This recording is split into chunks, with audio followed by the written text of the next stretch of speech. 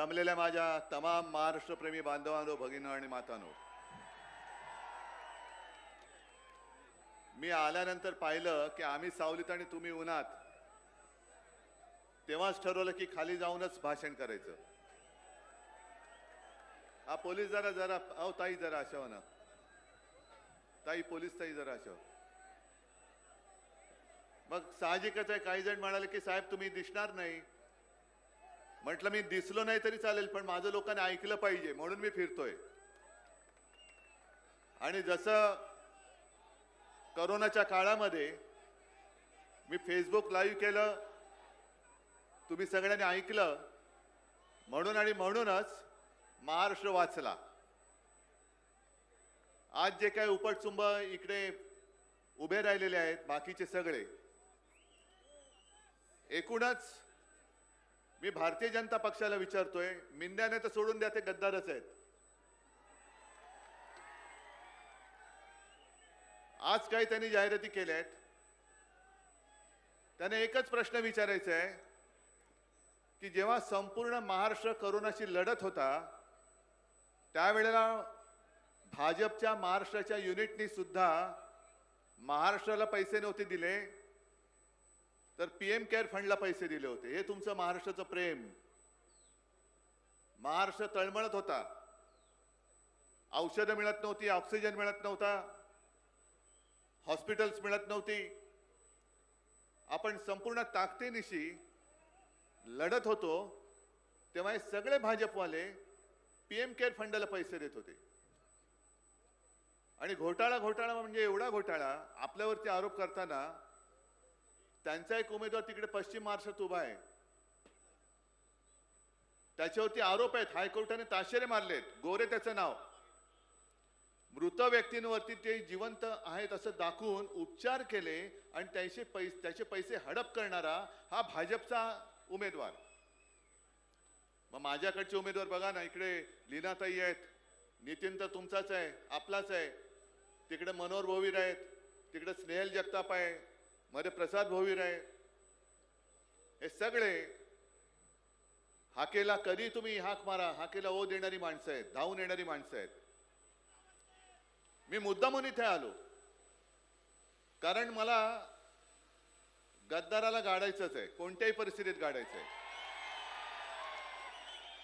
आणि नितीन, तुम्ही एका गोष्टीची आठवण करून दिली की मी ज्या क्षणी वर्षा सोडला आणि मी माझ्या घरी निघालो मातोश्रीला, मला तेव्हा पहिल्या प्रथम कोरोना झाला होता. डॉक्टरने सांगितलेलं एक तर ऑपरेशन झालेलं. डॉक्टर म्हणाले उद्धवजी काळजी घ्यायला पाहिजे कारण ऑपरेशन झाले, त्याच्यात कोरोना सारखा भयानक जो काही आजार आहे तो झालाय, तुम्ही जनतेत जाऊ नका. म्हटलं जनतेत जाणार नाही तर कुठे जाणार. मी निघालो, एका क्षणात वर्षा सोडला आणि मी मातोश्रीकडे निघालो. रस्त्यात तोबा गर्दी होती. अनेक जण आज सुद्धा मला सांगतात की उद्धवजी त्यावेळेला आमच्या घरातले सगळेजण रडत होते, आम्ही कोणी जेवलो नाही, आम्ही त्या रात्री झोपू शकलो नाही. हे सगळं महाराष्ट्र प्रेम मी एका बाजूला अनुभवतोय. त्याच क्षणी हा गद्दार टेबलावरती हातात दारूचा ग्लास घेऊन नाचत होता.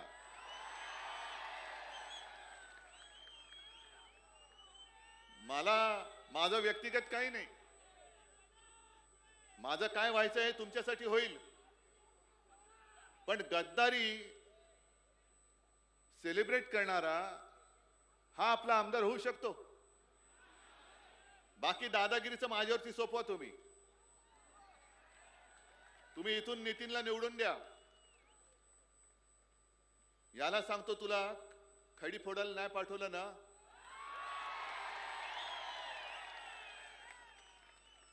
कारण एक तर गद्दार, सगळा चोरीचा मामला, आपलंच नाव चोरलंय, निशाणी चोरले आणि काय मोठा हसत फोटो लावलाय.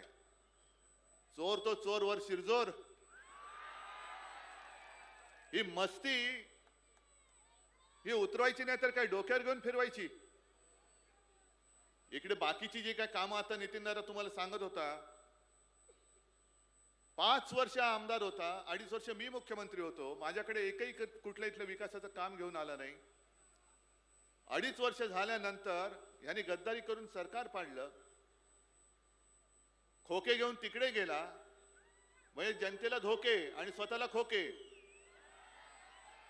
खोके घेऊन तिकडे गेल्यानंतर ठीक आहे, माझ्यावरती आरोप करा, पण मग 2.5 वर्षामध्ये या कर्जत विधानसभा मतदार क्षेत्रामध्ये किती विकास कामं केली, काय हिशोब आहे? कॉन्ट्रॅक्ट खूप दिली गेली. संपूर्ण महाराष्ट्रभर जिथे जिथे गद्दारी झाले तिथे तिथे मी पाहतोय कॉन्ट्रॅक्ट खूप दिले गेलेत.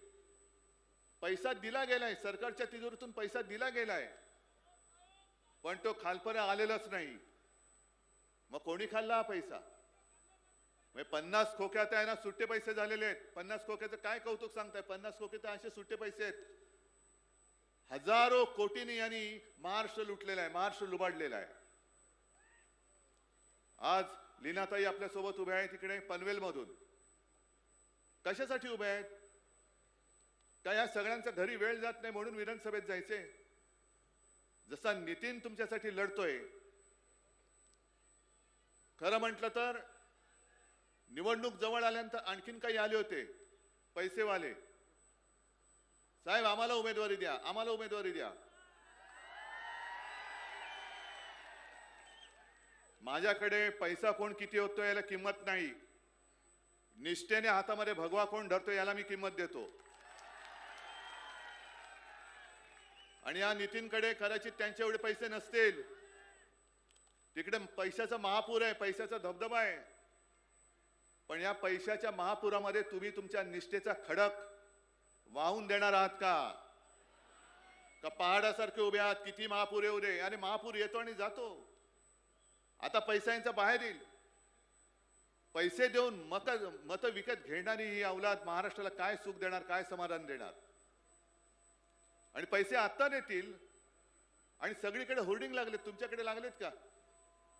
काम काय केले, काम भारी लागले, केले काम भारी, लुटले तिजोरी, केले गद्दारी, पुढे लाचारी. काय नाही, घरी म्हणजे गुवाहाटीला पाठवून द्या, गुवाहाटीला द्या पाठवून. या लीनाताईंना सुद्धा सांगतोय की लीनाताई तुम्हाला सुद्धा खास धन्यवाद देतो की अगदी शेवटच्या क्षणी मी यांना उमेदवारी दिली आणि त्यांनी सांगितलं की उद्धवजी मी नक्की उमेदवार राहीन, निवडून पण येईन, पण मला मी ज्या लोकांसाठी लढते, ज्या कामासाठी लढते ती त्यांनी मला लिहूनच दिलेली आहे की सरकार आल्यावरती दुसऱ्याच दिवशी मालमत्ता म्हणजे पनवेलमध्ये मालमत्ता करावर लावलेली 100% शास्ती व्याज माफी करणार. हवी की नको माफी पनवेलकरांनी ठरवायचंय. लीनाताई ओरडते, लीनाताई भांडते, लीनाताई आंदोलन करते, पण ज्यांच्यासाठी ह्या लीनाताई झगडतायत त्या लोकांना ही मागणी मान्य करून घ्यायची असेल तर लीनाताईंना मत देतील. पुढची सुद्धा जी आहे की सिडको आणि महानगरपालिका दोघांकडून लागलेला डबल टॅक्स माफ करणार. खरं म्हणजे हे खरं आपण कर्जतमध्ये आहोत, पण पनवेलकरांना दाखवा जरा. मी कृपा करून सांगेन चॅनलवाल्यांना की पनवेलकरांना पण दाखवा की काय काय आम्ही करणार आहोत. लोढा पलावाला मालमत्ता करत दिलेली सवलत, मग त्यांना सवलत सिडको वसाहतींना पण आपण द्यायला पाहिजे आणि ती दिल्याशिवाय राहणार नाही. कारण यांचे सगळे धनाढ्य, यांना पैसे पुरवणारे हे. त्याच्यानंतर गावठाण हद्दीतील घरांना दिलेली 65% मालमत्ता कर सवलत सिडको वसाहतीच्या 2.5 लाख मालमत्ता करांना सुद्धा देणार, मालमत्तांना सुद्धा देणार. हे याच्यावरती काहीतरी बोला ना. बटेंगे तो कटेंगे, हे तुम्ही बटेंगे हे तुम्ही बाटलेले आहे. हे गरीब एका बाजूला आणि श्रीमंत एका बाजूला. हे पाप या भाजपाने त्यांच्या या गद्दारांनी केलेलं आहे. कसलं बटेंगे आणि कसलं कटेंगे? अरे मी मुख्यमंत्री होतो, कोण कटला गेला इकडे, कोण बाटला गेला इकडे? मी सगळ्यांना घेऊन माझा महाराष्ट्र पुढे घेऊन चाललो होतो. मी कुठेही ना करोनाच्या उपचारामध्ये भेदभाव केला ना विकास कामामध्ये भेदभाव केला. महाराष्ट्रासाठी म्हणजे आपल्यासाठी, तुमच्या मुलाबाळांसाठी लॉकडाऊन असताना देखील 6.5 लाख कोटींचे सामंजस्य करार उद्योगांचे आपण आपल्या राज्यात आणत होतो. आणि आपल्या सरकारने गद्दारी करून पाडल्यानंतर हे सगळे उद्योग आणि आपल्या महाराष्ट्रातले उद्योग कुठे घेऊन गेले? जा नोकरीला, जा तिकडे. तुम्ही इकडे द्या या गद्दाराला मत आणि जा गुजरातला ढोकळा खायला. काय कशासाठी तुम्ही करताय? बरं, या सगळ्या गोष्टी पुन्हा मत मिळण्यासाठी पैसे तर दिले जातात असं मी ऐकलंय, पण गुंडागर्दी आणि दादागिरी चाललेली आहे, दहशतवाद. 4 दिवस राहिलेत, सुखाने राहा.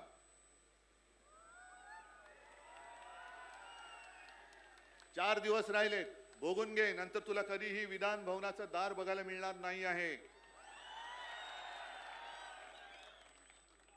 आणि मग गावामध्ये नीट फिरायचं असेल तर मस्ती सोड आणि नम्रतेने वाग. कारण जर का आता तू दादागिरी केलीस आणि केवळ शिवसेनाच नाही तर महाविकास आघाडीच्या कोणत्याही कार्यकर्त्याला छळण्याचा प्रयत्न केला तर 23 तारखेनंतर महाविकास आघाडीचं सरकार आहे आणि हे सगळे गद्दार आहेत. बघून घेऊया काय करायचं ते. या ज्या काही आपण 4 जागा दिल्यात, मी आपले काँग्रेसचे कुठे गेले त्यांना खास धन्यवाद देतोय.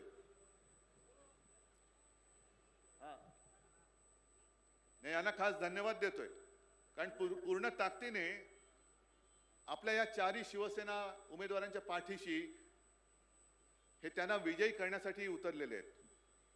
आणि मी त्यांना शब्द देतोय की तुम्ही जे काय आज मला मदत करताय ना, सरकार येऊ द्या, मी ही मदत वाया जाऊ देणार नाही. आणि हे स्वतः उमेदवार आहेत तिथले, असंच समजतायत. याला म्हणतात एक निष्ठा, याला म्हणतात महाविकास आघाडी. आणि जे जे कोणी अपक्षानं असेल किंवा आणखीन कोणाला असेल त्यांना मदत करतायत ते सगळे महाराष्ट्र द्रोही आहेत, ते सगळे गद्दार आहेत, हे आज मी जाहीर करतोय. अगदी शेका पक्षाच्या जयंतरावांना सुद्धा सांगतोय की जयंतराव, तुम्ही असा विचित्र काहीतरी कारभार करू नका. अलिबागमध्ये मी माणुसकी दाखवली, तुमच्या कुटुंबियांसाठी मी जागा सोडली, कारण आपलं असं ठरलं होतं की उरणची जागा ही शिवसेना लढवणार. अलिबाग, पेण, पनवेल जर महाविकास आघाडी नीट झाली असती तर हे ते लढवणार होते. पण अलिबागची जागा मी मागे घेतल्यानंतर सुद्धा ना ते उरण मागे घ्यायला तयार, ना पेण, ना पनवेल, ना सांगोला. मग हे नाही चालणार, हे आघाडीचं काम नाही. लढायचंय तर सरळ लढूया आणि दोस्ती करायची तर उघड दोस्ती करूया. तुम्ही आम्हाला इकडे मदत करा, आम्ही तुम्हाला अलिबागला मदत करतो. येतील ना, सगळे निवडून येतील. पण आज जे हे संकट आलेलं आहे, हे संकट केवळ कोणत्या एका पक्षावर नाही तर हे महाराष्ट्रावरती संकट आले. इकडे एक एक आमदार या महाराष्ट्र द्रोह्यांना रोखण्यासाठी तिकडे उभा राहणार आहे. आणि अशा वेळेला जयंतरावांनी ठरवायचं, महाराष्ट्र द्रोह्यांना मदत करायची का महाराष्ट्र प्रेमींना मदत करायची, ठरवा. आणि अपक्ष सुद्धा जे उभे राहिलेत त्यांना सुद्धा सांगतोय की तुम्ही उगाच सुपारी घेऊन येऊ नका, कारण तुम्ही घेतलेली सुपारी कात्राला हे कर्जतवाले खंबीर आहेत, उरणवाले खंबीर आहेत, पेण पनवेलवाले खंबीर आहेत. सुपारी घेऊन पैशाचा तमाशा करू नका, कारण गद्दार जरी विकला गेला तरी माझा कर्जतकर विकला गेलेला नाही, जाऊ शकत नाही. कारण तो जर विकला गेला असता तर या भर उन्हामध्ये सकाळपासून माझी वाट बघत इकडे हा थांबलाच नसता, आल्याच नसते. या माता भगिनी सुद्धा आल्या नसत्या, नाही बांधव इकडे आले असते. काय हे घेऊ शकत नाहीत खोके?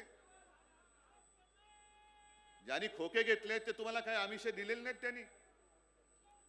पण तुम्हाला माहितीये की जो स्वतःच्या पक्षाशी गद्दारी करतो, ज्याला तुम्ही गेल्या वेळेला माझ्याचमुळे मत दिलं होतं, तो आपल्याशी गद्दारी करू शकतो, तो उद्या तुमचं काय सगळं आयुष्य सुजलाम सुफलाम करू शकतो, असा विश्वास आहे तुम्हाला? ज्या काही गोष्टी आपण वचननामेत दिलेल्या आहेत, मुलींप्रमाणे मुलांना मोफत शिक्षण मी करून दाखवणार. महिलांना ज्या ज्या सरकारी बस सेवा आहेत त्या सगळ्या सरकारी बस सेवेमधून मोफत प्रवास मी देऊन दाखवणार. शेतकऱ्यांना पुन्हा कर्जमुक्त मी करून दाखवणार. अगदी इकडे जरी नसलं तरी मराठवाडा आणि इतरत्र जो काय आहे विदर्भ बाकीचा भाग, सोयाबीनला 7,000 रुपये हमी भाव मी देऊन दाखवणार आहे. 25 लाख पर्यंत कॅशलेस मेडिकल सेवा ही आपण देणार आहोत. सरकारी कर्मचाऱ्यांना जुनी पेन्शन योजना ही आपण लागू करून देणार आहोत. कितीतरी गोष्टी करायच्या आहेत, उद्योगधंदे इकडे आणायचे आहेत. आता मी हेलिकॉप्टरने येताना बघितलं की प्रचंड मोठा एअरपोर्ट होतोय. आता इथल्या जमिनीला भाव येतील, पण हे भाव आल्यानंतर तुम्हाला जर का फसवलं गेलं आणि इथली जागा जशी मुंबई घशात घातली गेली तशी इथली जागा पण कोणाच्या घशात घालतील? कोणाच्या? जरा मोठ्याने बोला ना, तुम्हाला कळले की नाही? आले ना? हे अदानीचं भूत तुम्हाला दिसायला लागले की नाही? काय करणार तुम्ही? तुमच्या 7 बारावर लिहून टाकलं अदानीचं नाव, कोणाकडे दाद मागणार? आणि तेव्हा जर का हे गद्दार बूट चाटे हे त्यांचे बूट चाटत बसले तर तुम्हाला न्याय कोण देणार? मग तुम्हाला इथे रोजगार हवेत की नको आहेत? जे नितीन बोलले ते तुम्हाला सगळ्या सोयी हवेत की नको आहेत? लीनाताई ज्याच्यासाठी भांडतायत ते प्रश्न सोडून हवेत की नको आहेत? आणि मग हे करायचं असेल तर मग मशालीशिवाय दुसरा पर्याय नाही, मशालीशिवाय पर्याय नाही. काँग्रेसला मी उघड धन्यवाद देतोय की या जिल्ह्यामध्ये एकही जागा आपण काँग्रेसला देऊ शकलो नाही, तरी सुद्धा तुम्ही सोबत राहिले आहेत. आणि हा समंजसपणा जसा काँग्रेसने इकडे दाखवलाय तसा आपण पूर्व विदर्भात दाखवलेला आहे. आपण तिकडे नाही तशा जागा लढवतो. पण आता तुझं माझं करण्याची वेळ नाहीये, हे आपलं आहे. आणि आपलं जर कोण लुटत असेल तर आपण एक होऊन त्याला ठोकला पाहिजे आणि आपला महाराष्ट्र वाचवला पाहिजे. म्हणून महाविकास आघाडी निर्माण झालेली आहे. मग तुम्ही एवढ्या उन्हात आलेला आहात, या नुसत्या भगव्या टोप्या आहेत की मशाली आहेत? या मशाली धगधगलेल्या आहेत का नुसत्याच हातातल्या थर्माकोलच्या मशाली आहेत? पेटलेल्या आहेत. मग हे 4ही उमेदवार रायगड मधले 4ही 5ही काय स्नेहलताई या 4ही जागा आणि नितीन आणि तिकडे सुद्धा सगळीकडे गद्दारच गद्दार आहेत. मला एकच पाहिजे, एक चित्र मला या कर्जतमध्ये बघायचंय. दाखवणार आहात? जसं माझं सरकार गद्दारी करून पाडल्यानंतर हा गद्दार दारूचा ग्लास घेऊन टेबलावरती नाचला होता, तसा पराभव करून इथे माझा कर्जतकर नाचला पाहिजे. गद्दाराचा पराभव करून माझा कर्जतकर नाचला पाहिजे. त्याच्या म्हणजे शब्दशः घेऊ नका, पण त्याच्या उरावरती नाचला पाहिजे. आणि एवढी तयारी आहे, हिम्मत आहे. पैसे वाटले तर, दादागिरी केली तर, मशालीची धग दाखवणार? ठीक आहे. मग मला वाटतं जास्त बोलण्याची गरज नाही, कारण मला इथून परत मुंबईमध्ये जायचंय.